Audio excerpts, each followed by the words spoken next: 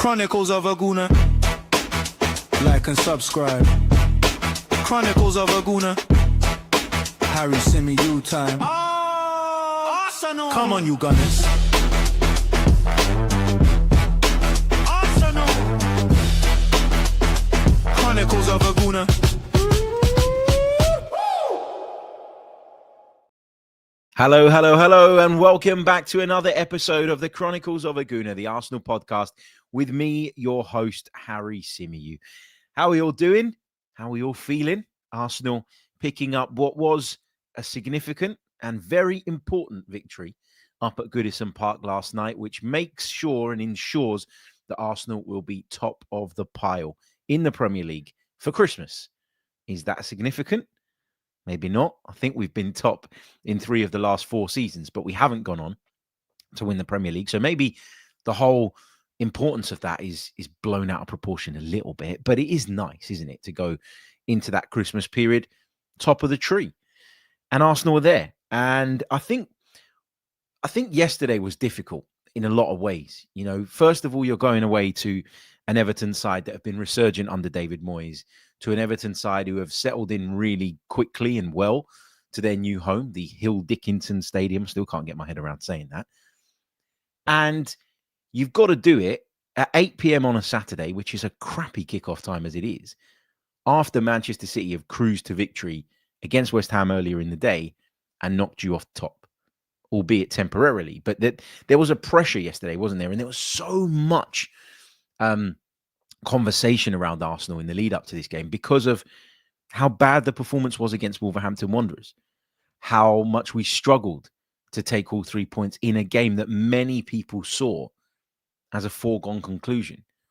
So there was quite a lot of weight for the players, for the group, and for the manager, of course, to be carrying on their shoulders going into this game. But we got through it. And was the performance convincing enough for everybody? Clearly, looking at some of the social media reaction and reading some of the things I have this morning, clearly it wasn't convincing enough for everybody. And we'll break that down and we'll get into it in a lot more depth and in a lot more detail as the show goes on. But result first and foremost, and then we can look at performance. And you can look at it in 2 ways, right? You can say, well, the performances aren't amazing at the moment, but we've still won the last 2 games in which those performances have been really, really questioned. Obviously, they were questioned at Villa, Arsenal. I thought we were really unlucky on the day. And we were questioned after the draw at Chelsea as well, because they went down to 10 men. And there was a feeling that Arsenal had to go on and make that count. I think if you look at the Wolves game and you look at the Everton game, both games, there have been conversations about the performance, and there will continue to be conversations around the performance at the Hilly Dick, should we call it that? That's more fun, isn't it? Stadium yesterday. But the results are what we're going there for. And so you can look at it in 2 ways. You can either say it's like Liverpool at the start of the season, where they weren't playing very well, they were getting results, but the question around them was, is it sustainable? And in the end, it proved not to be sustainable. And that's why they are where they are now. Or you can say, well, actually getting these results when you're not playing at your brilliant best, that's something that you should take encouragement from. You can look at it either way. Okay. It's one of those things that you can package it in whichever way suits your narrative. So the performance stuff, we'll get onto it. We'll talk about some individuals as we work our way through the show. But I was a little bit surprised with some of the reaction to yesterday's game. I've got to be honest. I commentated on the game. If you go on Arsenal.com, watch the extended highlights, or you catch any of the goals or anything on social media, it was myself and David Hillier that were covering the game. And I sort of came away from it feeling quite good.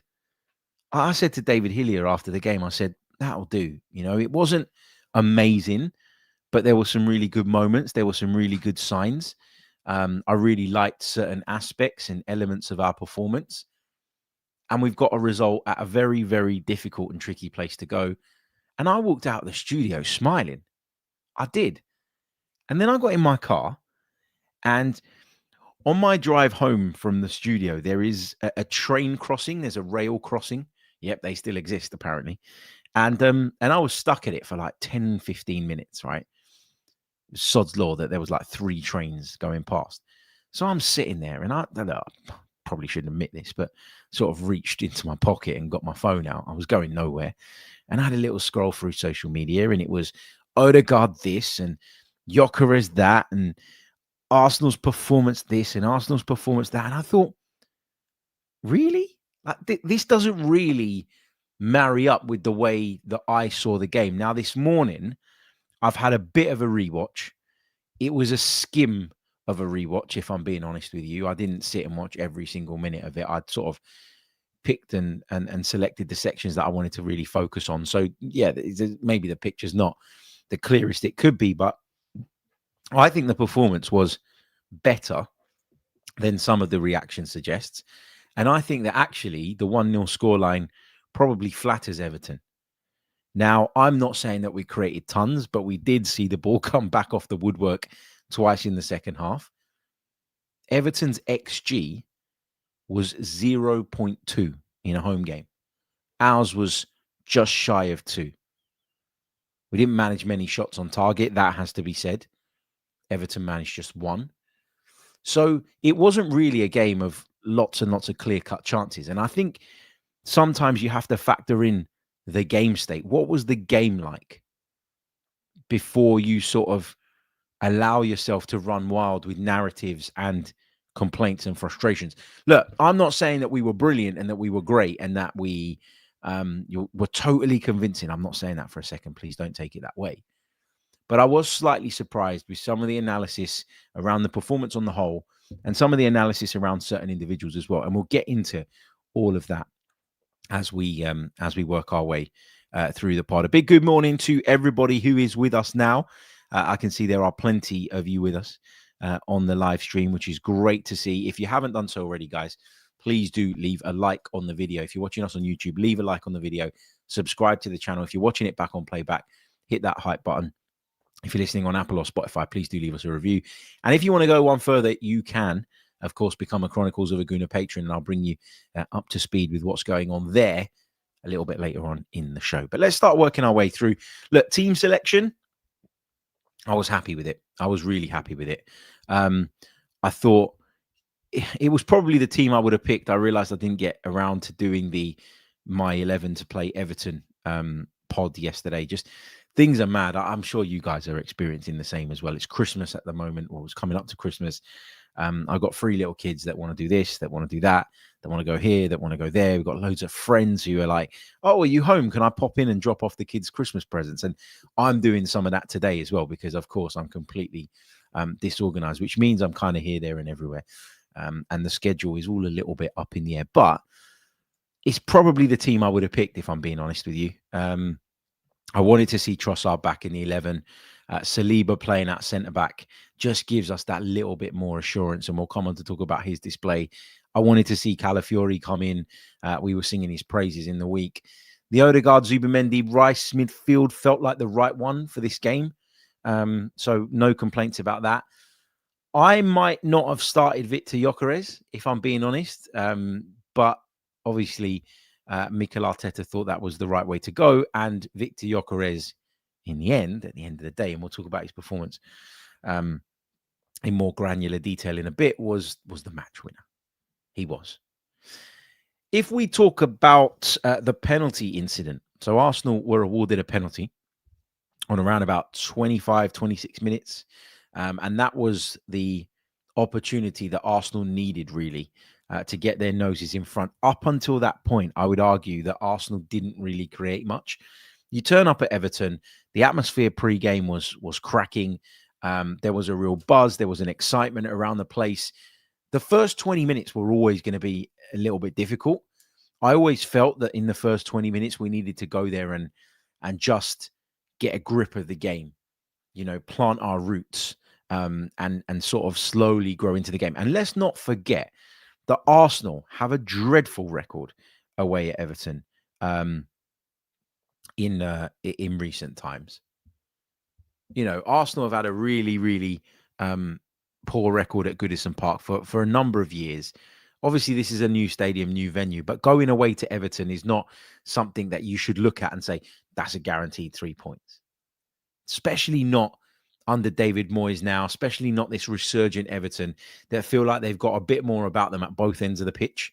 But anyway, look, Arsenal get given this penalty, and it's as blatant a handball as you will see.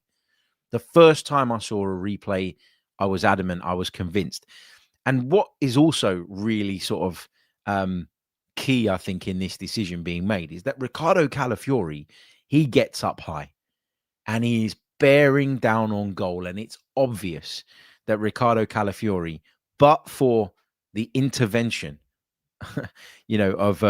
of O'Brien, who raises both arms and essentially volleyball tips it away.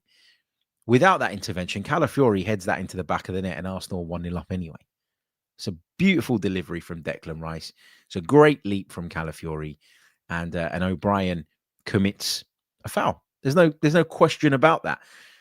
You could argue that a few minutes before that, in fact, in the lead up to that move, Arsenal might have had a penalty for a push on Viktor Gyokeres. Again, it was O'Brien who was the guilty party. I've seen some people online saying that Gyökeres needed to be stronger, that Gyökeres needed to, make sure that he wasn't put off by that slight nudge from O'Brien. Others have sort of leapt to his defense and said, no, but when you're running at that speed and someone leans on you, that can be really kind of significant. I'm not sure really how I feel about that one, but I do know that at the time I was appealing for a penalty. I was appealing for it. We get the penalty in the end, and Viktor Gyokeres steps up. Now, Viktor Gyokeres obviously needed a goal. And we saw Martin Odegaard initially holding the ball. And we've seen Arsenal do that loads over the last couple of years. Odegaard or Saka go and pick up the ball, and then they end up passing it on to the other one. Mikel Arteta said after the game that it was the players who took the initiative to say, Victor, here you go. And it's interesting, isn't it? Because when we were talking about Viktor Gyokeres throughout the week, and there were comparisons being made between him and Kai Havertz, there were Arsenal fans in this chat saying, well, Gyökeres isn't getting the support from those around him. Gyökeres isn't feeling the love from those around him. He wasn't given a pity penalty like Kai Havertz was at Bournemouth when he opened his Arsenal account. I think what happened yesterday probably dispels that myth a little bit.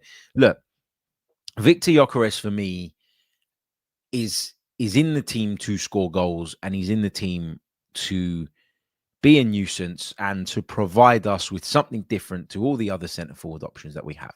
And different, he absolutely is. Good enough? I'm still not sure. He steps up, he takes the penalty, he puts absolutely everything behind it. I remember sort of texting my brother at halftime and saying, or he said, great penalty. That was his message to me. And I replied and I said, I don't know about that. That feels like quite a good height for the goalkeeper normally. And he turned around and said, with the power that Viktor Gyokeres put on that, if Pickford did get a hand on it, he'd have ended up in the back of the net as well. And I suppose that's a fair point. It was an emphatic penalty. He smashed it home.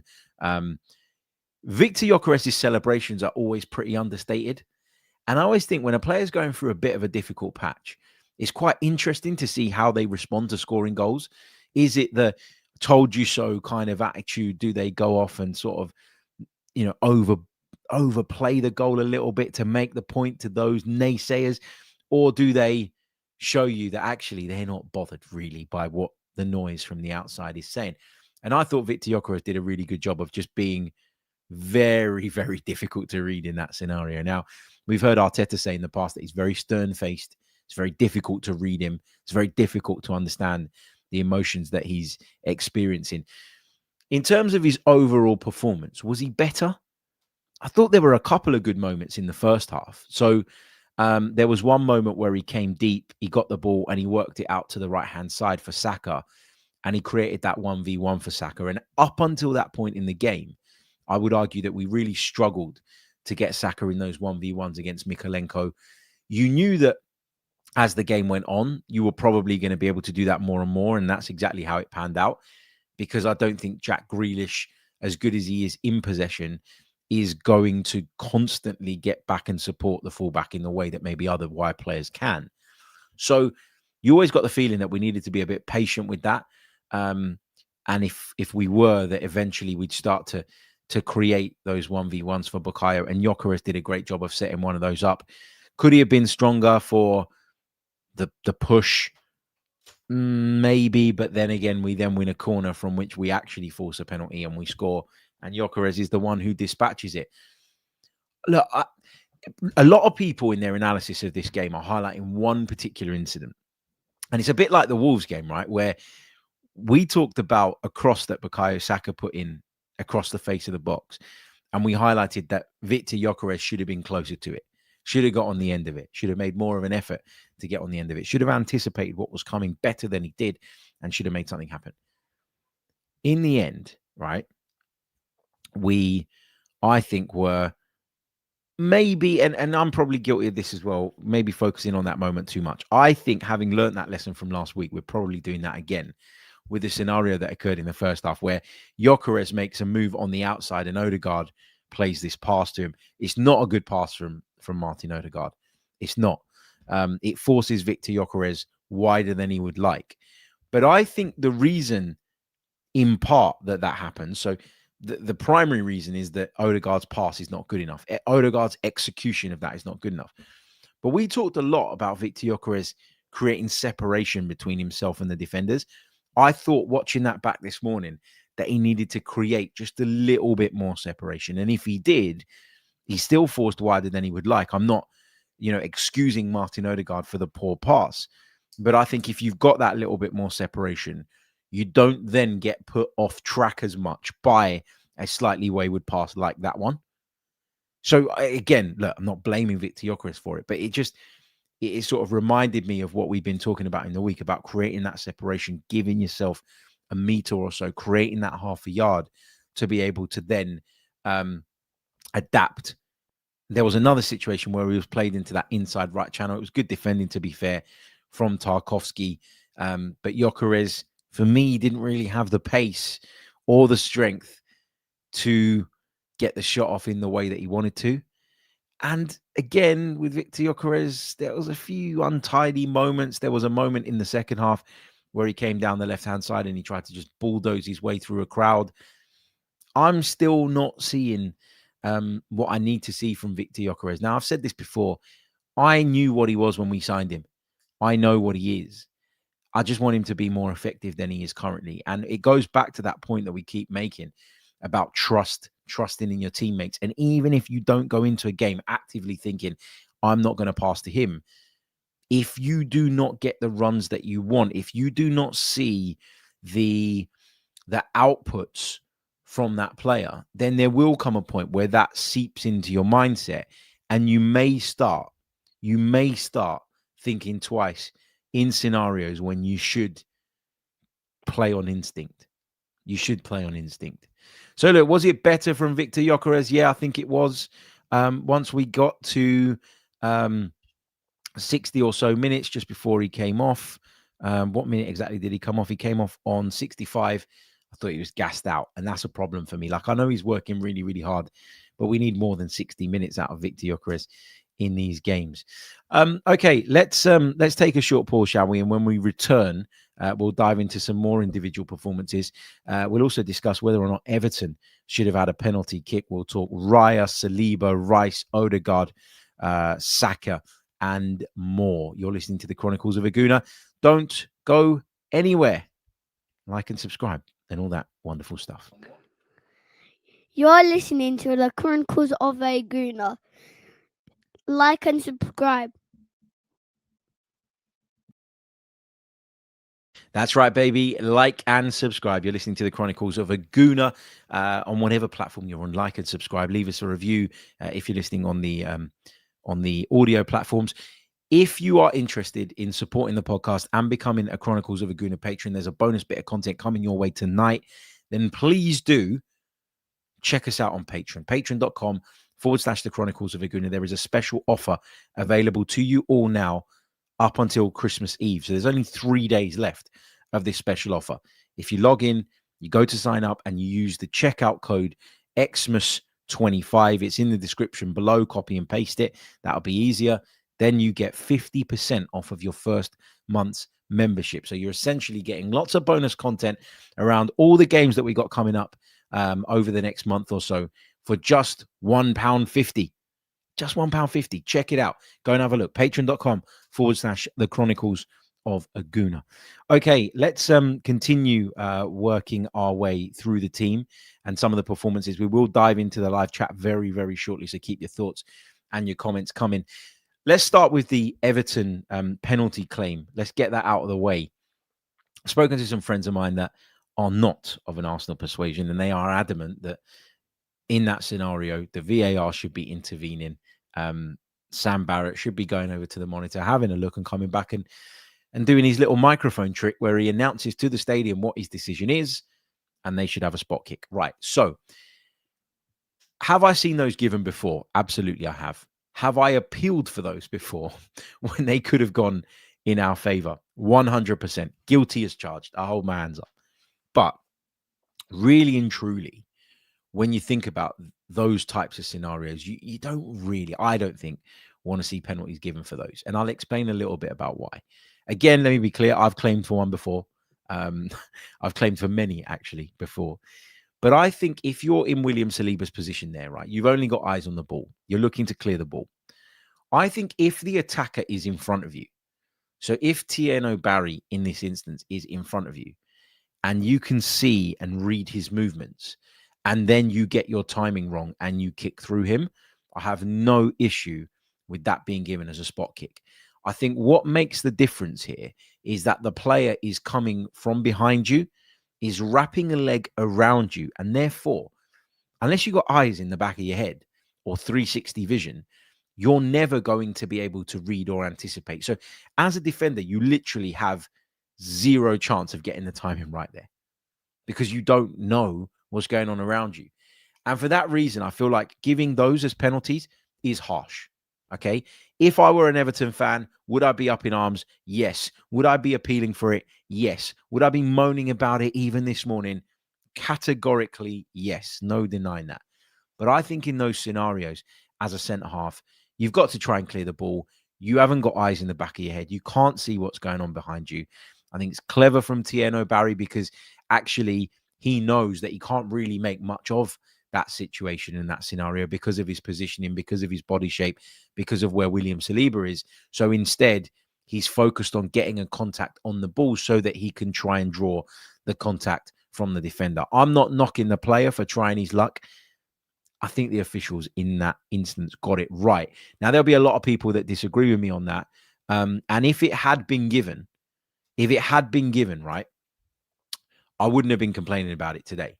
I would have sat there and I would have gone, well, seen him given many, many times. It is what it is. And, we have to move on from it. Would I be criticizing William Saliba had the penalty been awarded? No, I wouldn't, because as I've just explained, I think it's a really, really difficult scenario for a centre half. Tom Canton from the Gooner Talk is in the chat. Good to see you. Good morning, Tom. He says penalty all day. Just think back to Villa in 2023. Jesus, Douglas Luiz. We were all crying out for it to be given, and it's the same action. If I'm honest with myself, yes, I was calling for it at the time. I remember doing the commentary for that game and calling for it in my commentary, showing my bias, of course. I mean, it was for Arsenal, so it was fine. But I remember calling for it at the time. But I also remember that in the cold light of day, when I watched it back, I thought I was probably reaching a little bit there. I was probably clutching a little bit there in the hope that, we'd get what we wanted. But the truth was that, I think on that occasion and in that instance, it was probably the right decision too. Was there enough? That's the thing, isn't it? It's all subjective. But look, I think that if I'm an Everton player, fan, manager, obviously I want it. But I think common sense prevailed there, and I'd like to see a little bit more common sense applied in the Premier League. And if I'm always beating that drum and banging on about it, I'd be a bit of a hypocrite now if I sat here and said, something very, very different. So, yeah. Anyway, let's see. Okay, let's talk about some of the individual performances. I thought David Raya was excellent last night. Again, like I read some stuff on my way home and I was like, what? Like, why are people so negative about David Raya? I thought he commanded his box brilliantly. Everything he came for, he gathered with confidence, with ease. I thought some of his distribution was brilliant. Some of the pick-outs from David Raya with his feet, but also with his arm as well, in terms of launching some of those long throws, I thought was brilliant. He had one moment in the first half where he sort of took a little bit of a risk on the ball. But actually, when you watch that back, he was so comfortably getting away with that. In the moment and at that time, you feel that stress and that jeopardy, don't you? But when you watch it back, you're like, why were we ever worried about that? He very, very convincingly gets away from the player that's trying to press him. So I thought I thought David Raya. I was going to call him Declan Raya. David Raya, I thought was excellent. William Saliba being back makes the world of difference. And in particular, William Saliba playing on that right side. It platforms Timber to go and do what Timber can do in the final third, that little bit more. The 1v1s with Tieno Barry, I mean, it wasn't a competition, was it? Saliba won pretty much all of them. Strong, powerful, composed, stays on his feet. Everything a good centre-back should be. Had a little bit of trouble when Beto came on. There were a couple of 1v1s where Beto, who I think is a little bit stronger and that bit more powerful than Tieno Barry, caused William Saliba a few issues, but nothing major. I've always said to be without both Gabriel and Saliba is a blow. To be without both of them is really significant and really, really impacts our level. As good as I think some of our backup defenders are, they are backup defenders. And when you're talking about the best central defensive pairing probably in European football right now, the idea that you'd be the same side without one or in some cases two of them is wild to me. To have Saliba back, it made Nkapie look better. It made everyone around him look better. And that is the importance and the significance of that player in a nutshell for us. Declan Rice, I thought, was outstanding. Covered tons and tons of ground. Winning duels. Rarely gave the ball away. Looked really, really assured. And looked like the real dominant force in that midfield yesterday. And I've not seen the press conference, but I've read some quotes. That's the David Moyes one, by the way, where he said something along the lines of Declan Rice being the best in the world or one of the best in the world in that position. And I think when he plays like that, it's very, very difficult to argue against that point, isn't it? Very, very difficult. I do want to cover Martin Odegaard's performance.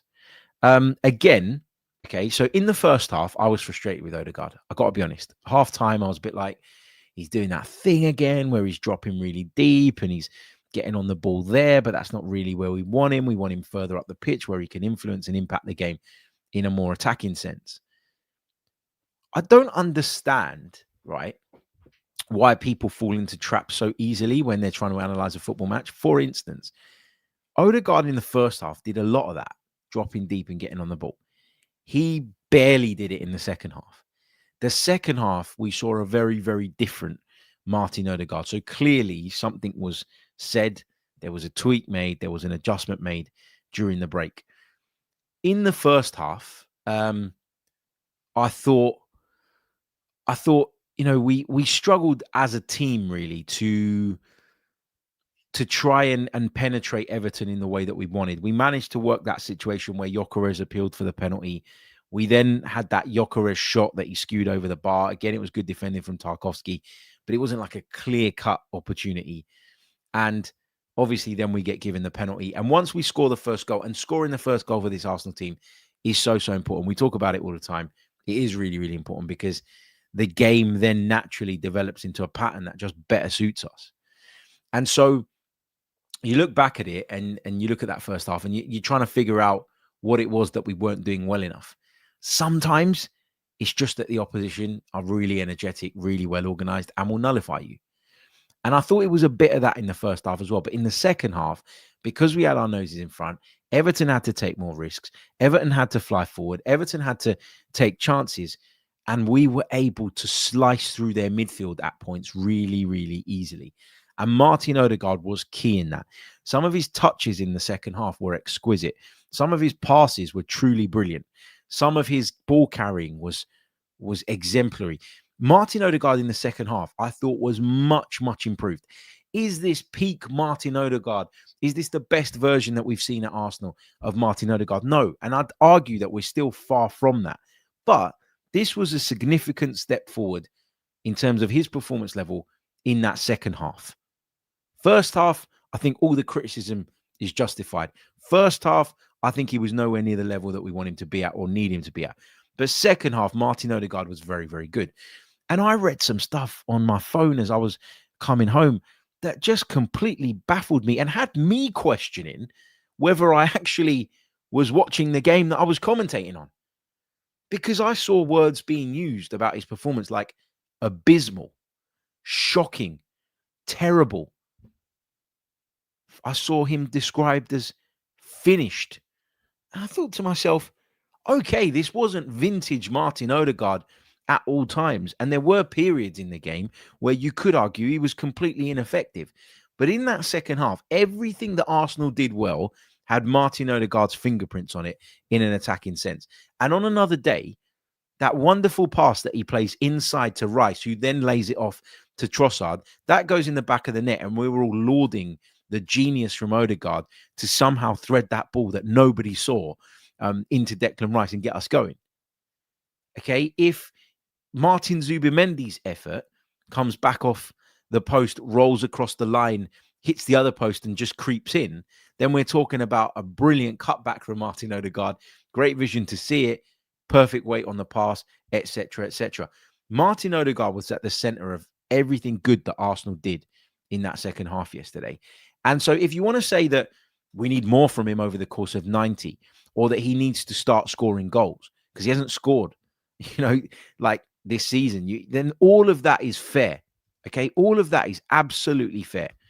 But I think if we're going to be critical in our analysis at times, we've also got to make sure that we're giving credit where credit is due. And in that second half, Martin Odegaard, for me, was one of Arsenal's best three players. Okay, Raya was right up there for me yesterday. Rice was definitely up there. I thought Saka was really effective as well. But yeah, this idea that Odegaard in the second half was crap. I'm sorry. I don't subscribe to that. And I've happily criticised him recently when I felt that that's what was deserving. I've been the same with Eze in games where I felt like he hasn't delivered and hasn't produced what we need in the final third. But if I come away from a game feeling someone's done quite well, I'm going to defend them against some of the noise. And then I spoke to some friends this morning, Arsenal fans. We've got a big WhatsApp group and we were all having a conversation this morning about the game. And there was lots more positive things being said about Odegaard. There was a lot more context and a lot more favourable commentary, if you like, around Arsenal going to Everton, having been temporarily knocked off the top, Saturday, 8 p.m. kickoff, under the lights at the Hill Dickinson Stadium, etc., etc. Potential banana skin of a game that was. And actually reading some of those comments and having those conversations reinforced the fact to me that whatever happens online, there's going to be someone somewhere that's upset about it. Okay? And I'm all for constructive criticism, but I do think sometimes we overblow things. Like this narrative that Odegaard was sitting at the base of our midfield throughout the entirety of the game at Everton. It's just not true. He did it in the first half, agreed. In the second half, that wasn't the case. That wasn't the case at all. I thought Saka was good again, lively, able to beat his man. Although Mykolenko did well against him on certain occasions and in certain instances, I thought Bukayo Saka always covered or carried, I beg your pardon, a threat.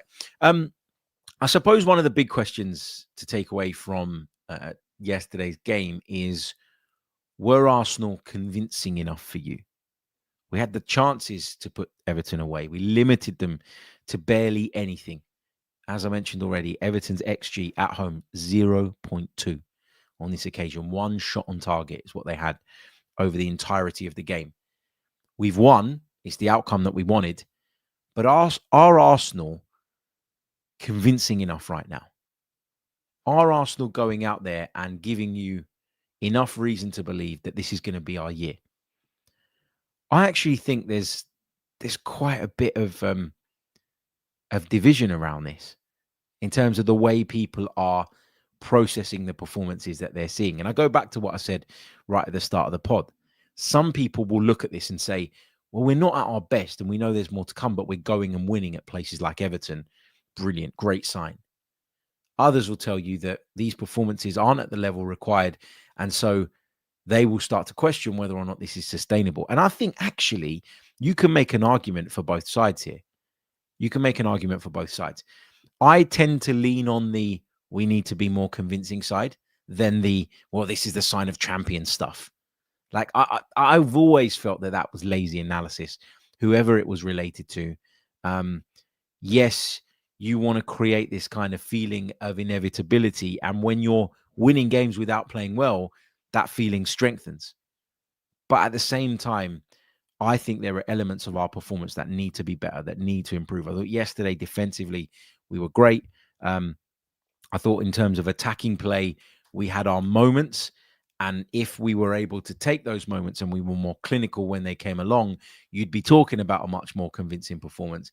But I just feel at the moment, and this has been the case for a while now, it's not just to do with Wolves. Okay. You can go back to Chelsea. You can go back to the Villa game. You know, you've got you had the Brentford game where they were quite competitive with us. You know, and now you've had Wolves and then Everton. And our wins at the minute, to me, just feel like hard work. They feel like hard work pretty much all of the time. And I don't get that feeling when I watch Manchester City. And that is what scares the life out of me with regards to this title race. Yesterday, I was at home in the afternoon. I was doing some preparation for the game. I was sitting at the dining table with my laptop, notepad, whatever. And I just lost track of time. I completely lost track of time. And I looked at the clock in the top right-hand corner of my laptop and I saw 3:05 or whatever time it was. And I went, Man City's kicked off. Let me stick it on. Before I'd even got up to get the remote to put it on, I get a notification on my phone. Manchester City won, West Ham United 0, Erling Haaland. And I thought, I'm not going to bother with that now because they're going to win. Because with Manchester City, and I know some of their wins in recent weeks have been hard work, okay? The win at Fulham, where they had this incredibly commanding lead and almost threw it away. The game against Leeds, where they were 2-0 up, Leeds draw back to 2-2, and then City go and win it 3-2 late on. I know that Manchester City have had their wobbles as well, and I know that Manchester City have made a dog's dinner of some of the games that they've eventually gone on to win. But I feel like with Arsenal, there is just consistently, that feeling of this is going to be hard work. And with Manchester City, you get it sometimes, but you don't get it anywhere near as regularly. More often than not, in the games that they should win, they go and get the first goal. It all goes their way. And it's just a non-contest for large periods. Whereas with us, it feels like we're always having to fight right until the end. We're rarely in that place where we can take our foot off the gas and, take a few players off in the last 20 minutes or say to players, look, you're going to stay on, but just keep it simple, keep it calm, stay in your position. You don't need to roam as much. You don't need to be as intense in the way that you defend. Just keep the shape. Make sure we're keeping the opposition at an arm's length. I don't feel like we've had enough opportunities to do that. And we keep talking about our squad being run into the ground, right? And the volume of injuries. And there's a lot of other teams that are dealing with injuries. There's a lot of other players that are picking up muscular injuries because, as we've discussed many, many times, there's a problem across the board in football with the schedules and the lack of recovery time and the lack of training time, all of that stuff, right? Fine. But I can't help but feel that the fact that we have to play to this level of intensity and to this level of, exertion pretty much every week is in part why we're having these problems.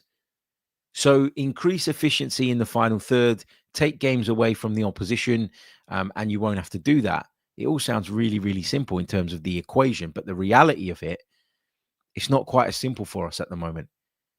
And I can't really put my finger on exactly why that is. Like, for example, Leandro Trossard's chance yesterday, right? I'd have backed him every day of the week to bury that. In fact, if I could have picked one Arsenal player in the team to be running onto that, I'd have probably picked Leandro Trossard. But it doesn't happen. It doesn't come off. Saka gets a decent chance in that second half where the ball's cut back to him. Okay, it's on his weaker right foot. And you end up with, I think it was Tarkowski back behind the goalkeeper covering and clearing it. But again, I'd I'd have thought that he would have got a little bit more purchase on the effort, made it harder for the block to be sort of pulled off, etc., etc. I don't know. Again, I can't put my finger quite on what it is exactly and why it is exactly, but it just feels like to me we're having to fight and battle for 90 minutes every single week, sometimes 94, 95, 96 minutes. Whereas Manchester City, yeah, they've had scenarios like that this season, but more often than not, you feel like they're able to get through games, get the outcomes that they want without those stress levels. And those stress levels, not just physically, but mentally, I think over the course of a season, probably do end up taking their toll on you. So we need to be a bit more convincing. Our wins feel like hard work at the moment. And the question that people will ask as a result of that is this sustainable? And I think it's a very, very fair question to ask. Right, let's take another really, really short pause. And when we come back, I want to hear from you guys in the live chat. I want your questions. I want your comments. I want your thoughts. I want you to like the video. I want you to hype the video. I want you to subscribe to the channel if you haven't done so already. I want you to subscribe to the pod on Apple, Spotify. Leave us a review, and I want you to take advantage of our Christmas Patreon offer. The link is in the description, and all the details are down there too. Short pause, and we will be back. You're listening to the Chronicles of a Gooner. Like and subscribe. You're listening to the Chronicles of a Gooner. Make sure you like and subscribe. Okay, let's take some of your questions and some of your thoughts from the live chat. Start getting them in. I'd love to hear from you guys. There's some good discussion going on in there in the chat box, which I can see at a glance, which is good to see. Look, people can disagree, and it's absolutely fine. We all want the same thing at the end of the day, as long as it's respectful. I'm all good with it. If there are any of our mods live with us right now and you see something that crosses a line or whatever, feel free to do what is necessary. Let me take some of your thoughts then. Safe Hands Chris says, this reminds me of our first title challenge.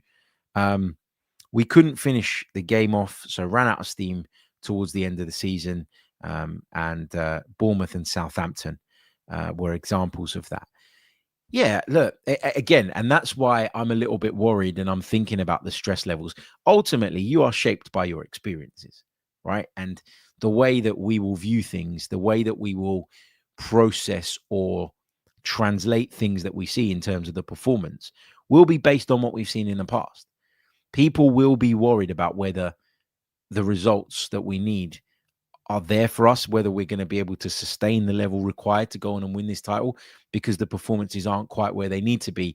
And again, as I say, that will be shaped by what we've experienced in the past. And that's fine. You can't blame people for feeling that way, nor should you criticize them.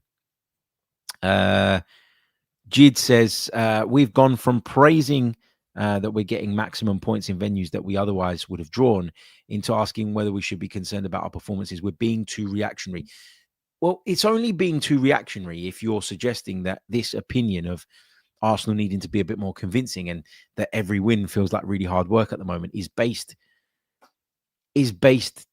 just on yesterday. But I've very, very clearly and explicitly said before making that point that no, this stretches back a good few weeks. And that's why I think that there is validity in the feeling that a lot of people are having, which is we need to improve our performance levels. We need to start winning games more comfortably. We need to start putting games to bed and taking things away from teams before it ends up catching up on us. And obviously there's the physical and the mental, drain that you end up with, as a result of always having to fight and having to exert yourself both physically and of course emotionally. Let's see what else you guys are saying in the chat. Ian says increasing efficiency is not that simple, otherwise everybody would be a prolific goal scorer. That is why scoring by committee is going to be very difficult to sustain. I get, yeah, obviously, as I said, like it sounds, if you draw up the equation, right?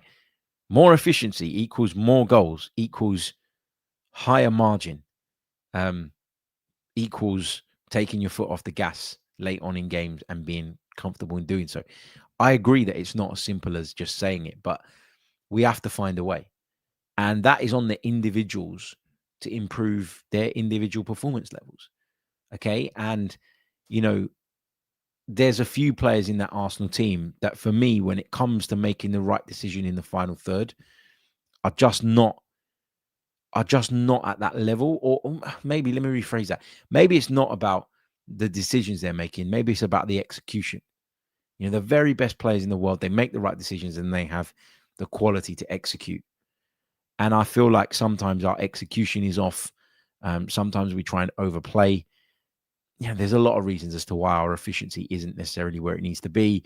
And again, this is something that goes back a long way. It's not something that, it's just a reactionary opinion based on what we saw at Everton. How many times have we come away from games saying we dominated the game possession-wise, but we didn't create enough clear-cut chances? Again, that's efficiency, isn't it? It's not just about efficiency in the finishing action. You need efficiency right across your game. And a good example on the other side to kind of flip it was that at halftime when we were covering the game, David Hillier highlighted that Everton had more final third. It might not have been at halftime, but it was in the lead up to halftime. I think it was about 30 minutes in. He said, having looked at the Opta platform, that they'd managed more final third entries than us up until that point in the game, but we were winning 1-0. And it was just highlighting the point that you can make loads of final third entries, but if the quality of those entries isn't high enough, if you don't turn them into something, then that is a lack of efficiency, isn't it? Now, in order to produce what you need the materials. The final third entries in that case would be the material. But do you have the skill and the quality to turn that material into the product that you're eventually hoping to land on? That's the question, isn't it? And it isn't simple. It requires individual performances to be high. It requires individual quality as well as the collective being effective. There's a lot to try and to unpack there. X38Z84. That's an interesting name. Says, would you prefer we play faster or stick to slower, more probing attacks with control the space for both in a match? But curious which you prefer. I think it's about highlighting and identifying how you need to approach any given game based on the opposition, their strengths and weaknesses.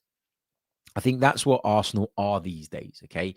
Under Arsene Wenger, you knew what Arsenal were, okay? You knew that Arsenal were this swashbuckling, forward-thinking team.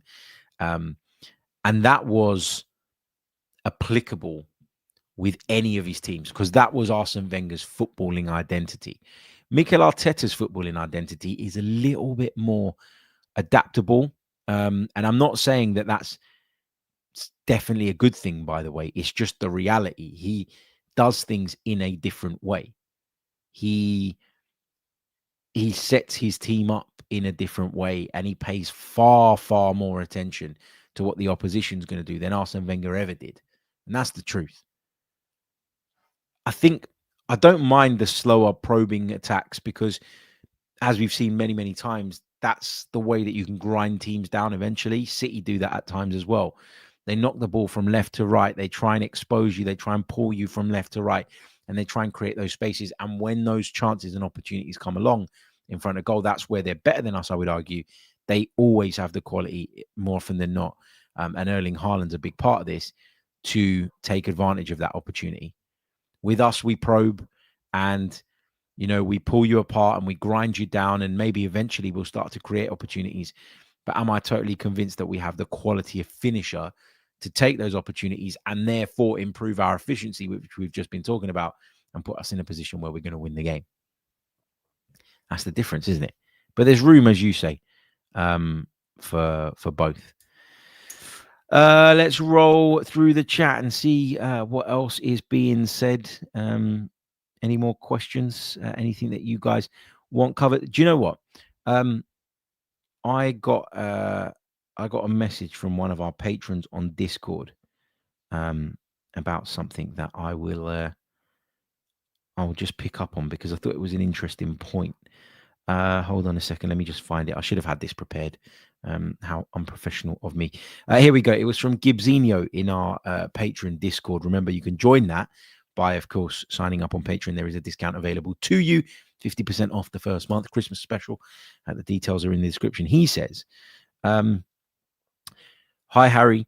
Would be keen to hear your thoughts on Jesus versus Gyökeres. I'm seeing a lot of conflicting opinions online. I found Jesus quite frustrating. He played too often outside of the box and wasn't occupying their central defenders or keeping their defensive line held back. While Gyökeres, though not brilliant, was making better runs and was more involved with the team. The best example being his role and positioning in the chance where Trossard hit the post. He was keeping those defenders on their toes and pushed back. Anyhow, would love to hear your thoughts on the pod later. Okay, so first of all, I think you gotta figure out what Arsenal are as a team. As a team, I still think Arsenal are better suited to playing with a false nine. And I don't think we've cracked playing with an out-and-out nine. I'm not saying we don't need an out-and-out nine within our ranks. We absolutely do, because we need options. We need different weapons in the armory, if you like. We need to be able to change the way that we play. We need to be able to do things differently. And Viktor Gyokeres' arrival has given us the capacity to do that. But I still feel like Arsenal are a better team when they play with a false nine. Gabby Jesus is not an out-and-out nine. Gabby Jesus will drift left, he'll drift right, he'll come deep. He won't occupy centre-halves the way that Viktor Gyokeres does. He won't pin the opposition back the way that Viktor Gyokeres does. And the reason for that is because, physically he's not up to it, for starters. Like, he's energetic and he buzzes around and he's sharp. But, you saw it a few times. Raya sent the ball long up to Jesus and he almost knows that he's not going to win the header. So he focuses on trying to jostle for position, put off the defender, create the kind of loose ball as a result of a centre-half making a sort of, a header that is from a position of imbalance or whatever. And he hopes that someone will pick that up. But then I look at the way that Jesus combines with the others around him, the way he can play one-touch interchangeable stuff with Odegaard or with Saka or with Martinelli or with Trossard. And I think that's much higher level stuff than what we're getting from Viktor Gyokeres. Gabriel Jesus, for me, is a much better footballer in terms of technical ability. Gyökeres would argue, and a lot of people would argue this for him, is a better finisher than Gabby Jesus. But outside of that, in terms of all-round game, if there was a checklist of 10 things that you want from your forward player, Viktor Gyokeres, you probably tick off, at the moment, based on what we've seen so far, half of them. With Gabby Jesus, you probably tick off 7 or 8 of them. Maybe some people would say that the most important 2 in terms of what he can do in front of the goal are the ones that you would leave off. And so maybe, that kind of plays down the point that I'm making here a little bit. But I just feel like Gabby Jesus has that telepathy and that connection with those around him. And people will say, well, yeah, Jesus has been there for ages. He knows these players inside out. He's not played for 11 months until he's returned. Things move on and change pretty quickly in football. I just think that Gabby Jesus combines with everyone around him much, much better. And there will be games where you need Gyökeres, where what Gyökeres offers is what we need. And that's fine. This is not a Jesus versus Gyökeres thing. But in terms of the differences we saw yesterday, Everton had to start squeezing up. Everton had to start coming out. Everton had to start taking risks. And Gyökeres, for me, faded in the game at that point. I want to see more from our forward than just pinning people back, than just occupying people, than just creating room for others. And I felt like that was something that we really kind of clutched onto at the time where Viktor Gyokeres was struggling for goals in order to justify his role in the team. I'm fine with that. You when someone's facing criticism, you do look for the positives, because as Arsenal fans, our natural inclination is to defend them and is to support them and is to get behind them. But after a while, I think you have to wake up and smell the coffee. And I think that Viktor Gyokeres' all-round game is lacking a lot of things. And a lot of those things, Gabriel Jesus does really, really well. But we're still not solving the very issue that led to us buying Viktor Gyokeres in the first place, which is we need someone more clinical in that final third. So, yeah, I don't know. Would I like to see the both of them play? That's a question that's been put up in the chat. Yeah, I wouldn't mind it. I wouldn't mind it at points. Because I think if you have Gyökeres as the big physical, powerful one occupying the centre halves, as we've discussed, and Jesus buzzing around him with more of a free role, I think that could work. It could work. So I'm not ruling anything out. I'm not writing anybody off. I was asked my opinion on the difference between the two. I think while we didn't see them pin back in the same way, I would argue that's partly down to the fact that Everton had to start coming out to try and find the equaliser, as well as it being about who was playing at centre forward. But at the same time, Jesus's combination play at points and at times was miles above anything that we'd seen from Gyökeres. So you kind of get one thing with Jesus, you get something very, very different with Gyökeres, and I think it's on the manager to figure out who's the best fit for what game. But yeah, that's my take on that. Quaystone says, damn, Harry, give the guy a break. He's going to evolve to suit our game. All he needs is a couple of good through balls and he'll be banging them in for fun. See, but this is my thing with Gyökeres at the moment. Okay. I've always said that, the service can be better. I've always said that we need to adapt to him. He needs to adapt to us. Mikel said that the other day. I guess my question is this. If he gets those through balls, and I'll leave you guys with this. This is my final thought before we wrap up the show. My question to you is this. If I could wave my magic wand and make it so that Viktor Gyokeres receives better service every single week in every single game, are you totally convinced that he'll make the most of that service? That he will be good enough to take those chances? That he'll be good enough to make those chances count?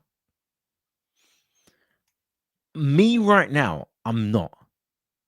And that's why I'm very, very keen to focus on the player as an individual rather than making it all about the service. I think it's both to a point, and I think there's an element of both that needs to be, highlighted in this conversation. But I'm not totally convinced by Viktor Gyokeres, the individual.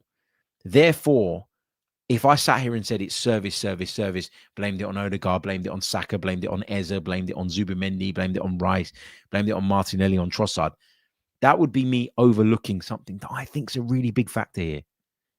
Yeah, he's got a good goal-scoring record in a much weaker league. He's got a good goal-scoring record in a league that does not stack up to this one. Not even close. So, yeah. Again, not writing the guy off, but in order for the service thing to stick, like for that to be the thing, it's service. I have to be totally comfortable with what I'm getting out of the individual. And at this moment, I'm just not. I think there's more to come. I think we need to see more. But yeah, okay. We'll leave it there. Thank you all so much for joining me on this episode of the pod. Just to summarize, look, it wasn't the greatest performance. There were elements of the performance up at Everton that I really liked. Defensively, I thought we were outstanding. Rice was outstanding. Raya was outstanding. Saka was outstanding. Odegaard was better in the second half. Gyökeres showed signs of doing more of the right things, I thought, in the first half, but faded. I think there's a lot of positives you can take, but I don't think it's wrong to be coming away from this game, based on the way we've performed in recent weeks, asking the question, was that convincing enough? And asking the question of why does it feel like every victory for us is such hard work? Those are valid questions to be pondering, valid questions to be thinking about, to be asking, to be debating, discussing with your friends, family, whatever, fellow Arsenal fans. But ultimately, we're top at Christmas. And so I think it's fine to be critical and it's fine to always want to figure out how we can be better. But there is a line that I don't think you should cross when your team is top at Christmas. That I don't think you should cross when your team have gone to multiple grounds this season in which they've struggled at historically and taken maximum points. I think there's a lot more good and a lot more positives about this Arsenal side than there are negatives. But with that constant desire to improve and knowing what we're up against in a Manchester City side that have been there and done it many, many times, I can understand why people will not rest in terms of calling out things until they experience perfection. Is perfection even possible in football? Probably not. But let's try and get as close to it as possible. And if we do, boy, do we stand a really, really good chance. If we win our next 2 games, okay, and then we get to the halfway point in the season, we'll be on course to pick up over 90 points. I think 90 points wins it this year. I really, really do. So, yeah, let's see how it goes. We need a little bit of luck along the way. We need a rub of the green. Who knows? Maybe it's our year. Maybe we'll get it. I'll catch you all soon. Thank you so much for joining me. Have a wonderful, wonderful day. Oh, sorry. Hold on. I've just missed this from Tom. Hold on. Harry, you missed my question, pal. When are you going to make up for the UEFA Champions League betrayal? Do you know what? Yeah, I think I've told the story on the pod before. We went to Real Madrid, was it?